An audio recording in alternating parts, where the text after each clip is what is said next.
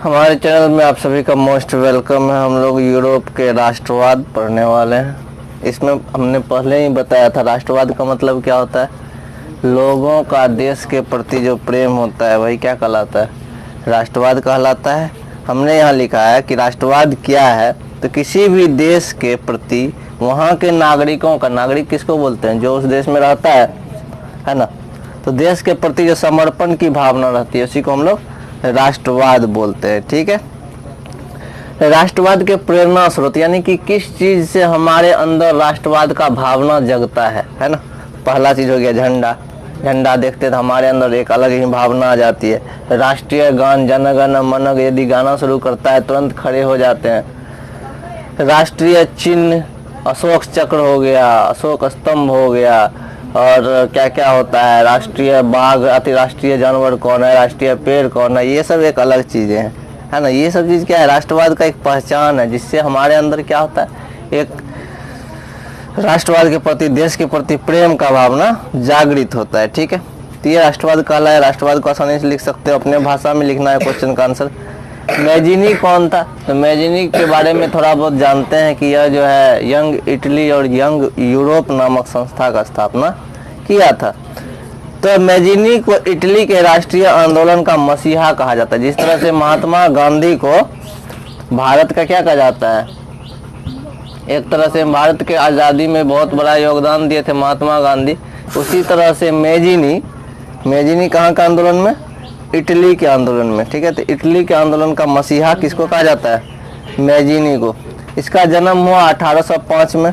हम बताए थे 1825 में पहली ट्रेन चली थी इंग्लैंड में, 1853 में भारत में पहली ट्रेन चली थी, और 1805 में मैजिनी का जन्म हुआ था जेनेवा में। जेनेवा कहाँ पर है, स्विट्जरलैंड की राजधानी जेनेवा में। इन्होंने युवा इटली नामक संस्था की भी स्थापना की। एक तरीका तो ऊपर में जो आंसर लिखे हैं वो एक अलग हो गया, एक ही साथ लिख दिए।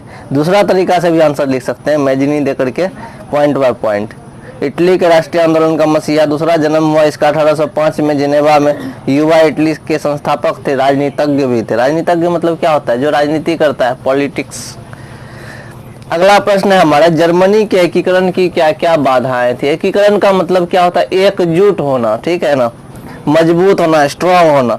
तो जर्मनी के एकीकरण की प्रमुख बाधाएं क्या थी। जैसे भारत जब आज़ाद हुआ था तो भारत में भी क्या था, 500-600 से अधिक रजवाड़े थे, छोटे छोटे राजा थे। ठीक है, और अंग्रेज क्या कर दिया था, सबके लिए नियम क्या बनाया था कि जो भी भारत में मिलना चाहता है वही मिल सकता है भारत में, जो नहीं मिलना चाहता है नहीं मिलेगा।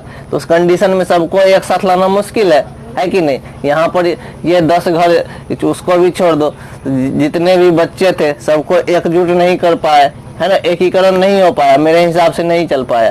पूरे देश में उतने बड़े राज्य को सबको एकजुट करना कितना मुश्किल काम है। तो जर्मनी के एकीकरण की प्रमुख बाधाएं, ठीक है, तो बाधा मतलब क्या होता है, परेशानी क्या क्या था जर्मनी के एकीकरण। पहली बात, वहाँ भी 300 छोटा राज्य था जिसको एकजुट करके देश बनाना था। इन राज्यों में अलग अलग क्या थी, सामाजिक धार्मिक मान्यताएं, यानी क्या होता है, अलग अलग सामाजिक नियम, धार्मिक नियम। जैसे चले जाओ मुस्लिम के मोहल्ला में, उसका अलग नियम कानून है अपना, उसका पहनावा अलग है, खान पान अलग है, हर चीज, पूजा पाठ जो भी हो। हिंदू के मोहल्ले में चले जाओ, वहाँ की धार्मिक मान्यताएं अलग है। चले जाओगे सिख के मोहल्ले में तो उसका एक अलग रीति रिवाज है। तो उसी तरह से वहाँ जो 300 छोटा राज्य था, कहाँ पर, जर्मनी में, सबका क्या था, अलग अलग सामाजिक धार्मिक मान्यताएं थी, है ना। तो ये भी प्रॉब्लम था। राष्ट्रवाद की भावना का अभाव था, लोगों को देश के प्रति कोई प्रेम नहीं था, है ना। बहुत सारे ऐसे लोग होते हैं, अपना बिजनेस करते हैं, कहता है हम तो पैसा कमाते हैं, बात खत्म है, मेरा दुनियादारी से मतलब नहीं है। ऐसे बहुत सारे लोग होते हैं, है ना। ऑस्ट्रिया का अनावश्यक होना, ठीक है। ऑस्ट्रिया क्या हो रहा था, जानबूझ के वह नहीं चाहता था ऑस्ट्रिया की जो जर्मनी आज़ाद हो, क्योंकि उसके अंडर अधीन था, तो कहीं ना कहीं वह अपना दबदबा बना रहा था। और जर्मनी का राज्यों में हस्तक्षेप, और दूसरा चीज क्या हो गया, ये जो जर्मनी देश था पूरा मिला करके वह क्या करता था, राज्यों में हस्तक्षेप करता था। तो एकजुट तो संभव नहीं है। यदि 10 आदमी है तो 10 का भी बात होना चाहिए, तब जाकर के पॉसिबल वाला एकजुटता होना, है ना, सबका बात चले। तो यदि हम ही अपना दबदबा बनाएंगे तो फिर वो एकजुट नहीं हो सकता है। तो जर्मनी की एकीकरण में कौन कौन सी बाधा थी पता चल गया, छोटा छोटा राज्य था, सबका अलग अलग धार्मिक सामाजिक मान्यताएं थी। राष्ट्र भावना यानी कि देश के प्रति प्रेम जो था वो बहुत कम था, नहीं के बराबर था किसी के अंदर। ऑस्ट्रिया का अनावश्यक होना, ठीक है, ऑस्ट्रिया क्या कर रहा था, अनावश्यक, उसका कोई रोल नहीं था, है ना, लेकिन वह जबरदस्ती अपना अधिकार जमाए हुए था। और जर्मनी क्या कर रहा था, उसके अंदर जो राज्य थे छोटे छोटे 300 राज्य, उस राज्यों में वह हस्तक्षेप करता था, जिसके कारण लोग एक साथ नहीं आ रहे थे। अगला आया तुम्हारा क्वेश्चन है मेटरनिक युग क्या है। मेटरनिक एक व्यक्ति का नाम है, जैसे कि महात्मा गांधी का नाम था, तो महात्मा गांधी युग किसको बोलते हैं, तो महात्मा गांधी युग हो गया। जैसे महात्मा गांधी भारत आए थे 1917 में चंपारण आंदोलन से, तो 1917 से लेकर के जब महात्मा गांधी की मृत्यु हुई 1948 यानी 1947 तक बोल सकते हैं, ये महात्मा गांधी का युग हो गया, हुआ कि नहीं, क्योंकि यहाँ से महात्मा गांधी हीरो बने और शुरू किए, खत्म हो गया इस तरह से, ठीक है। तो ये चीजें, तो उसी तरह से मेटरनिक युग कब से कब तक था, तो 1815 से लेकर के 1848 तक, तो एकदम सेम टू सेम है। महात्मा गांधी का भी लगा दो 1915 से लेकर के 1948 तक चलेगा, ठीक है। तो ये युग था किसका, मेटरनिक का युग। कहाँ पर, तो यूरोप के इतिहास में, पूरा यूरोप महादेश में ही, चूंकि यूरोप एक छोटा सा महादेश है जिसमें बहुत सारे छोटे छोटे देश है, ठीक है। और ऐसा क्यों कहा गया, क्योंकि यूरोप के इतिहास में, यूरोप के राजनीति में इनका बहुत बड़ा योगदान था, किसका, मेटरनिक का। 1815 से लेकर के 1848 तक इसका ज्यादा प्रभाव था, इसीलिए इसको क्या कहा गया, मेटरनिक युग कहा गया। जैसे हमारे देश में महात्मा गांधी का अधिक से अधिक प्रभाव था, देखो गोलमेज सम्मेलन 1, गोलमेज सम्मेलन 2, गोलमेज सम्मेलन 3, दांडी यात्रा, सविनय अवज्ञा आंदोलन, भारत छोड़ो आंदोलन, सारे महात्मा गांधी के नेतृत्व में, असहयोग आंदोलन, ये सब क्या था, कहीं ना कहीं गांधी जी का बहुत बड़ा रोल था। और क्या क्या था, नमक कानून तोड़ने वाला सिस्टम जो था, उसके बाद और एक चीज था सत्याग्रह आंदोलन, जिसमें कि चंपारण आंदोलन जिसको बोलते हैं, ये सब चीजें। अब अगला प्रश्न क्या है, 1848 में फ्रांस के क्रांति का क्या कारण था। फ्रांस में क्रांति हुआ था, ठीक है। यदि तुम लोगों को प्रश्न नहीं भी आए, क्रांति होने का बहुत सिंपल सा कारण है, किसी भी जगह क्रांति हो, ठीक है, भारत में हो, इंग्लैंड में हो, फ्रांस में हो, तो सिंपल सा प्रॉब्लम, विरोध कब उठता है, ठीक है, तो उसका कुछ ना कुछ रीजन होता है। नंबर 1, सरकार यदि टैक्स बढ़ा दे। नंबर 2, सरकार जो है लोगों का भलाई का काम ना करे, सरकार हो या राजा हो, जो भी हो, ठीक है। नंबर 3, किसानों से जबरदस्ती खेत में काम करवाए, उसको उतना मजदूरी न दे। नंबर 4, किसान से अधिक कर वसूले, ठीक है, जितना उसको उपज नहीं होता उससे ज्यादा वो टैक्स से वसूलता था। तो ये सब परेशानी, तो हम इसको भी लिख सकते हैं किसी भी क्रांति का कारण पूछे तो 1848 के फ्रांस के क्रांति का प्रमुख कारण क्या था। हाँ, ये भी जो देखो तो अंतर नहीं होता है किसी में। तो 1848 के फ्रांस क्रांति का प्रमुख कारण में नंबर 1, सरकार में उच्च वर्ग के लोगों को रखना। उच्च वर्ग का लोग किसको बोलते हैं, जो अमीर जाति का लोग था, ठीक है ना, पैसे वाला या ब्राह्मण या उच्च जाति समझ जाओ, कुलीन वर्ग जिसको बोलते हैं, तो उन लोगों को सिर्फ रखता था, सभी जाति के लोग नहीं थे उसमें।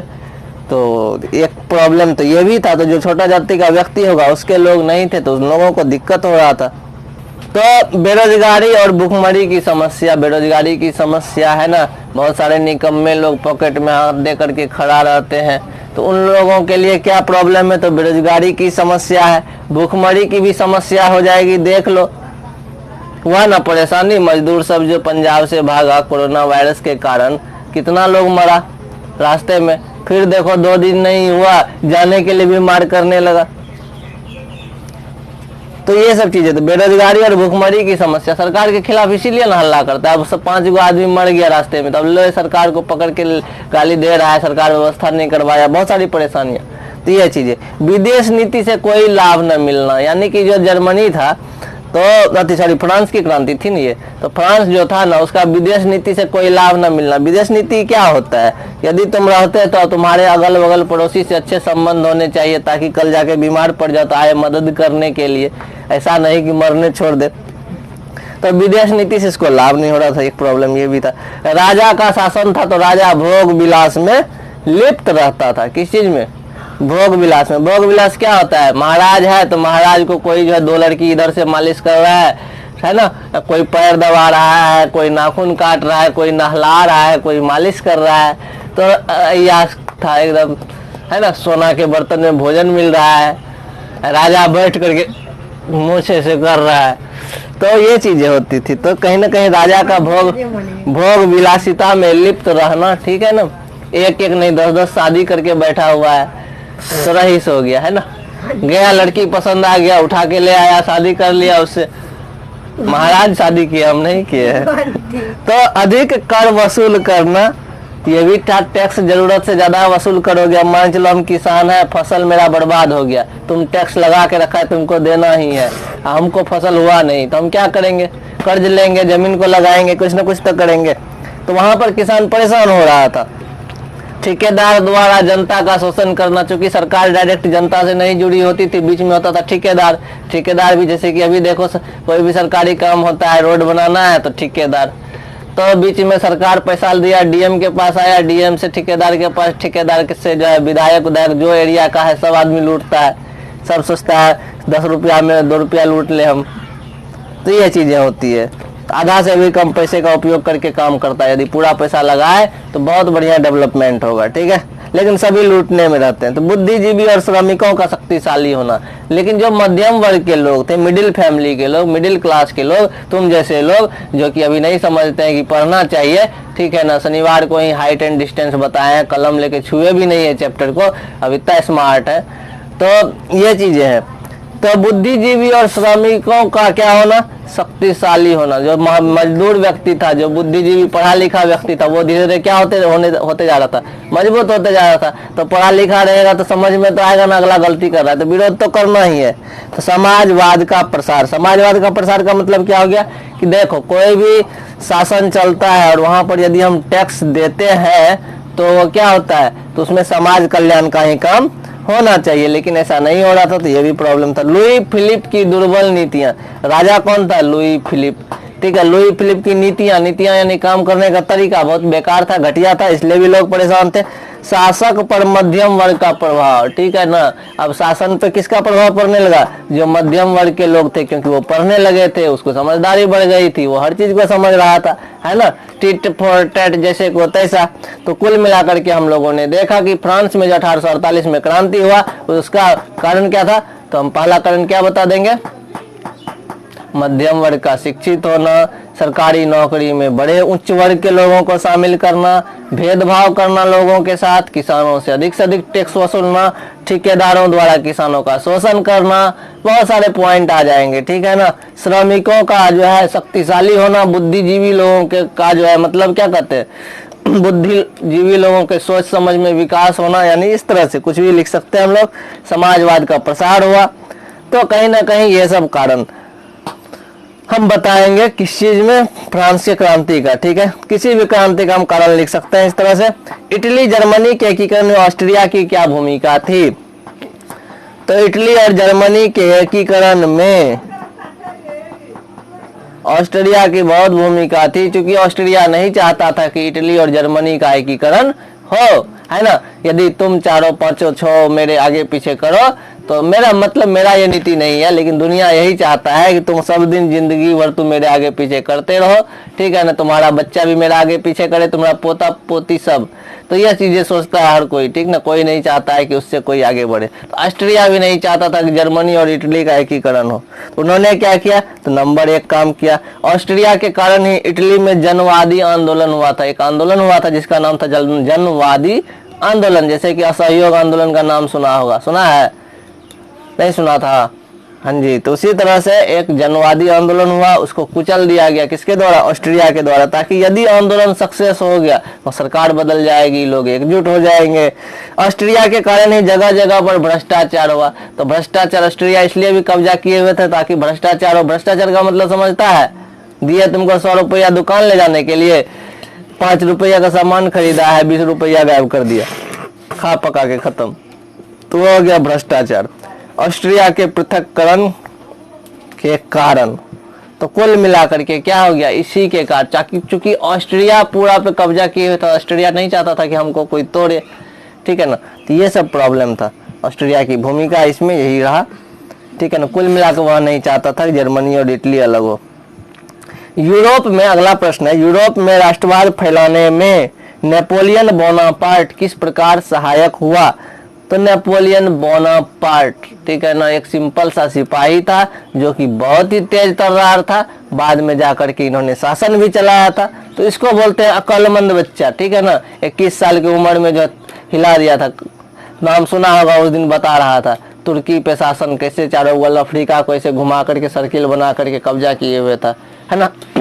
तो ये चीजें, तो यूरोप में राष्ट्रवाद फैलाने में नेपोलियन बोनापार्ट किस तरह सहायक हुआ। तो नेपोलियन बोनापार्ट का भूमिका क्या था। तो पहला काम था राजनीतिक रूप देना। जैसे कि हमारे यहाँ महात्मा गांधी ने क्या किया, धीरे धीरे धीरे एक ऐसा माहौल बनाया। माहौल का मतलब क्या होता है कि सबको तैयार किया आंदोलन के लिए। जैसे देख लो 1857 में जो आंदोलन हुआ था, मंगल पांडे, गोली तो छोड़ना एक जगह था, मंगल पांडे शुरू किया, मारा किसी को नहीं मारा था, सैनिक को मार दिया था, एक सैनिक को लगता है। तो मंगल पांडे कहाँ पर, मेरठ के छावनी में गोली चलाया। उसके बाद पूरा भारत में आंदोलन शुरू हो गया। तो ये चीजें, तो राजनीतिक रूप दिया कौन, नेपोलियन बोनापार्ट। देशों में राष्ट्रीय भावना को जागृत किया, लोगों के अंदर जागरूकता फैलाया। भाई देश है, देश के लिए तो कुछ करो। जिस थाली में खाते हो उस थाली में छेद मत करो कम से कम, है ना। जिस साइकिल के सीट पे बैठते हो उसी सीट को यदि तोड़ना चाहोगे तो गिरोगे, पक्का गिरोगे, ठीक है। तुमको लगेगा कि कोई नहीं देख रहा है, लेकिन वो देखे न देखे गिर जाओगे खुद, है ना। तो जिस थाली में खाते हो उस थाली में छेद नहीं होना चाहिए। इन्होंने लोगों को समझाया, ठीक है। मेरी बातों को ध्यान से समझ लो, ठीक। देश में राष्ट्रीयता की भावना को जागृत किया, इन लोगों के अंदर देश के प्रति प्रेम जगाया। समानता और भ्रातृत्व पर आधारित नया समाज का निर्माण किया। कैसा समाज का, पहले उच्च नीच था, उच्च वर्ग के लोग सरकारी काम में रहते थे। इन्होंने क्या बताया, भैया सभी तो इंसान है, सबको मौका मिलना चाहिए, सबको एक समान समझो। तो ये सब चीजों के बारे में लोगों को जागरूक किया। जन्म पर आधारित विशेषाधिकार को समाप्त कर दिया गया। किसके आधारित, जन्म पर आधारित, यानी जिसका जन्म यूरोप में हुआ था उसका जन्म के आधारित कुछ विशेष अधिकार मिला था। जैसे कि हमारे जम्मू कश्मीर में विशेष अधिकार था कि जो वहां जन्म लेगा या फिर जो वहां जन्म नहीं लेगा, जिसके माता पिता आजादी से पहले वहां रहता है, वही लोगों का मतलब वहां पर रह सकता है, जम्मू कश्मीर का निवासी होगा, है ना। तो ये सब प्रॉब्लम था। तो जन्म पर आधारित जो नियम था उसको समाप्त किया। तो नेपोलियन ने क्या क्या किया, राजनीतिक रूप दिया, राष्ट्रीय भावना, देश के प्रति प्रेम को जगाया। समानता और भ्रातृत्व, भ्रातृत्व का मतलब होता है भाईचारा, भाईचारा का मतलब क्या होता है, एक दूसरे से प्रेम की भावना, लड़ाई करके नहीं, ठीक है ना। तो वो चीज उसका निर्माण किया। और जन्म पर आधारित विशेष नियम जो था उसको समाप्त। इसके अलावा भी दूसरा चीज देखो, और बहुत इंपॉर्टेंट काम किया, यातायात एवं संचार के साधनों को सुधारा। यातायात क्या होता है, सड़क परिवहन, है ना। सड़क परिवहन को सुधारेगा तब ना लोग व्यापार करता। तो ये काम किया, लोगों के लिए काम किया, ताकि लोगों के अंदर क्या हो, जागरूकता हो, लोग को लगे नहीं ये राजा कुछ नहीं करता है ना। इसके लिए हमारे देश में कुछ शासन बदलना चाहिए, इस तरह से। तो यातायात का सुविधा बढ़ाया, संचार के साधनों को बेहतर किया। संचार क्या होता है, सूचना को एक जगह से दूसरे जगह पहुंचाना। किसान, कारीगर, मजदूर, नए उद्योगपति के हित में कार्य किया। क्योंकि क्या होता है, एक बहुत बड़ा बिजनेसमैन है, वह नहीं चाहता है तुम भी बिजनेसमैन बन जाओ, तुम भी बिजनेसमैन बन जाओ। छोटा छोटा उद्योग करने वाला भी है, छोटा छोटा दुकान चलाने वाला भी है। तो कहीं ना कहीं क्या होता है, तो किसान, मजदूर, गरीब को, कारीगर को, नया नया जो उद्योगपति था, बिजनेसमैन था, उसको भी क्या किया, सहयोग किया, मदद किया, है ना, उसके कार्यों में। किसान को भू दासत्व से मुक्ति दिलाया। क्या होता था, एक जमींदार होता था, जमींदार के अंदर में सारा जमीन होता था, है ना। और किसान को बोलता था तू भाई जमीन करो, खेती, ठीक, और फसल उपजा के दो। तो जमींदार तो कुछ नहीं किया, ठीक है, फसल उपजा के ले भी लिया किसान से, जाकर के अंग्रेज को दिया, बीच में मार भी लिया वो, यानी खुद भी रख लिया टैक्स के रूप में। और किसान बेचारा बाप बाप करके खेत में मेहनत करे, फसल भी उपजाए, उसको फायदा भी ना हो। तो इसके लिए क्या किया, नेपोलियन बोनापार्ट ने उसको उससे मुक्ति दिलाया। किसानों को अपनी अपनी जमीन दे दी गई, ठीक है ना, ताकि किसान को अपना जमीन रहता है तो लोग ज्यादा मेहनत करता है, ज्यादा से ज्यादा फसल उपज होगा। संपत्ति के अधिकार को सुरक्षित बनाया। पहले ऐसा अधिकार नहीं था कि तुम इतना से ज्यादा संपत्ति नहीं रख सकते हो, लेकिन संपत्ति के अधिकार को क्या कर दिया गया, सुरक्षित कर दिया गया। भैया तुमको अपनी मर्जी, तुम जितना कमा सको, ये तुम्हारे ऊपर डिपेंड करता है। सामंती व्यवस्था को खत्म कर दिया गया। ये जो राजा महाराजा का सिस्टम था उसको समाप्त कर दिया गया, ठीक है ना। कानून के समक्ष बराबरी का अधिकार दिया है, सबके समान, कानून के समान के समक्ष क्या होना चाहिए, बराबरी का अधिकार होना चाहिए ना। परसों होमवर्क नहीं की थी तो मारे थे, ठीक है ना, तो आज नहीं की है तो मारेंगे ना, नहीं तो बराबरी का अधिकार खत्म हो जाएगा ना। तो वो चीजें क्यों, क्योंकि शनिवार था, रविवार, सोमवार, आज मंगलवार है, 3 दिन में इसका ऊंचाई दूरी शुरू भी नहीं की है, तो बताना तो बेकार हो गया उस दिन, क्योंकि ट्रायल नहीं किए। तो इसका मतलब मन के बदमाशी है। तो गैरीबाल्डी के कार्यों पर चर्चा करें। तो गैरीबाल्डी के बारे में हम लोग बताए थे अभी अभी कि एक नाविक था, शुरू में ऑब्जेक्टिव में देखे थे। गैरीबाल्डी के प्रमुख कार्य छापामार युद्ध का प्रशिक्षण प्राप्त किया था। कौन सा युद्ध, छापामार युद्ध, ठीक है ना, छुप करके युद्ध करना, अचानक हमला बोल देना, धावा, वो हुआ छापामार युद्ध। अभी पढ़ रहा है, उधर से आकर के लाठी देना चालू कर दे, छापामार युद्ध हुआ, बिना मतलब ऐसे आमने सामने का युद्ध नहीं। तो इसका वो उन्होंने प्रशिक्षण प्राप्त किया था। 1854 में प्रीस टापू खरीदा, ठीक है, और उन्होंने क्या किया, 1854 ईस्वी में एक टापू खरीद लिया। टापू बोलते हैं तो एक ऊंचा जगह, आयरलैंड जिसको बोलते हैं, आइलैंड बोलते हैं, आइलैंड बोलते हैं, द्वीप बोलते हैं जिसको हिंदी में, ठीक है। तो टापू को खरीद लिया। लाल कुर्ती नामक संगठन का निर्माण किया, जैसे सुभाष चंद्र बोस पौंडीचेरी में जो है अपना सेना खड़ा कर लिया, ठीक है, जापान के मदद से, तब जाकर के भारत पर हमला किया था म्यांमार के तरफ से अंग्रेजों पर। तो उसी तरह से यह भी चाह रहा था कि सेना लेकर के हमला करें हम, तो इन्होंने क्या किया, लाल कुर्ती नामक संगठन का निर्माण कर लिया। काउंट काबूल के प्रभाव में आकर राजतंत्र का समर्थक बना। पहले तो चाहता था डायरेक्ट आजादी ले लेंगे, ठीक है, लेकिन बाद में काउंट काबूल नामक एक व्यक्ति था और उसके प्रभाव में आकर इन्होंने क्या किया, राजतंत्र का समर्थन किया। क्योंकि काउंट काबूल ने इसे बताया कि सभी राजा एक जैसे नहीं होते हैं, सभी राजा, कुछ राजा तो अच्छे भी होते हैं। तो ये चीजें, सारी संपत्ति राष्ट्र को समर्पित कर दिया। सोचो देश से कितना प्रेम करता था, अपना जितना संपत्ति था, जितना पैसा था, सब देश को समर्पित कर दिया। त्याग, देशभक्ति और वीरता से देश के लिए महत्वपूर्ण योगदान दिया। त्याग भी किया, सोचो सारा संपत्ति दे दिया, घर द्वार बेच करके सारा देश के लिए। देशभक्ति, देश के लिए तो काम कर ही रहा था। लाल कुर्ती नामक संगठन भी स्थापना कर लिया था, मारधाड़ होता, लेकिन वो तो इसको समझा दिया काउंट काबूल, तब ना। वीरता, बहादुर तो था ही। तो गैरीबाल्डी के कार्यों पर चर्चा हम लोग कर लिए। यदि पॉइंट बाय पॉइंट परीक्षा में लिखेंगे तो अच्छे नंबर आ सकते हैं। विलियम प्रथम के बगैर जर्मनी का एकीकरण बिस्मार्क के लिए असंभव था। कैसे, तो चूंकि विलियम प्रथम कहाँ का, जर्मनी का एक राजा था, है ना, तो राजा के हाथ में शासन था, तो राजा चाहता जिसको हीरो बनाना वही हीरो बन जाएगा, है कि नहीं। राजा चाहेगा कि बच्चा हिसाब नहीं हो बनाया तो ये पीठ ठोक दो, वाह बहादुर कितना मेहनत करके आया है, तो बच्चा तो फूल के एकदम हो जाएगा, कौन चीज, छोला भटूरा। जब छोला भटूरा हो ही जाएगा तो कोई बात ही नहीं है, ठीक। तुम भी जाकर के दुकान वाले, वाह बुलबुल तो आज पूरा हाइट डिस्टेंस बना ली, ये भी जाके बोलेगा, ये भी बोलेगा, पूरा सारा, अरे वाह गर्दा उड़ा दिया, 150 सवाल बना के आ गया, है कि नहीं, तो हीरो हो जाएगा ना। तो वही हाल था किसके साथ, विलियम प्रथम के साथ। वह भी जिसको हीरो बना देता तो हीरो बन ही जाता। इन्होंने क्या किया, बिस्मार्क को चांसलर चुना, किसका, जर्मनी का, ठीक है, जर्मनी का चांसलर बना दिया बिस्मार्क को। देखा तेज तर्रा लड़का है, बहुत स्मार्ट है, स्मार्ट का मतलब काम करने में, तो उसको बना दिया चांसलर। चांसलर किसको कहते थे, प्रधानमंत्री को। जब यह प्रधानमंत्री बना उसके बाद तो खेल शुरू हो गया। तो बिस्मार्क, विलियम प्रथम ने क्या किया, बिस्मार्क को जर्मनी का प्रधानमंत्री या चांसलर चुना। विलियम प्रथम राष्ट्रवादी विचारधारा का पोषक था, राजा होते हुए भी वह देश के लिए सोचता था, ठीक है। कौन, विलियम प्रथम। तो बिस्मार्क कैसा व्यक्ति था, बहुत ही तेज तर्रार था। उन्होंने कौन सी नीति को अपनाई, लौह एवं रक्त नीति, सुभाष चंद्र बोस की तरह, खून दो तुम मुझे खून दो मैं तुम्हें आजादी दूंगा। इन्होंने भी वही किया कि नहीं, ऐसे मानने वाला नहीं, ऐसे शासन खत्म नहीं होगा, हम सिर्फ जर्मनी में ही नहीं पूरे यूरोप में तहलका मचा देंगे। इन्होंने लौह एवं रक्त नीति अपना, यानी सेना को उतारो, है ना, देखो कैसे शासन ठीक होता है। तो चांसलर होते हुए भी बिस्मार्क सम्राट विलियम प्रथम के शक्तियों का उपयोग करते थे। इसको इतना पावर राजा दे दिया था कि राजा के पास जितना पावर था सारा पावर का यूज अकेले कर सकता था ये, ठीक है, अधिकार हर काम करने का इसको पावर दे दिया था। ये चीजें, विलियम प्रथम के अनुसार बिस्मार्क जो था विलियम प्रथम के अनुसार बिस्मार्क कैसा व्यक्ति था? 5 गेंद खेलने वाला व्यक्ति था। 5 गेंद होता है एक ओवर में, यदि तो 5 गेंद में से 6 गेंद होता है ना, तो 5 गेंद में से 2 गेंद को हवा में रखने वाला जादूगर है ना।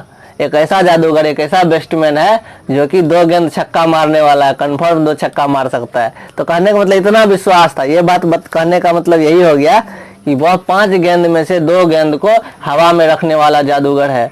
समझ रहा है? कहने का मतलब कॉन्फिडेंस होना चाहिए। जैसे कि हमको इस लड़के पे कॉन्फिडेंस नहीं था, उसी दिन बोले थे रेनू पेंसिल से वर्ड में टिक मार लेना, ये हमको 8 दिन से उल्लू बना रहा है, पता नहीं कॉपी में नहीं लिखा है, कभी कुछ दे दिए 4 झापड़ तो आंख से गंगा यमुना टपकने लगा, धाए धाए धाए।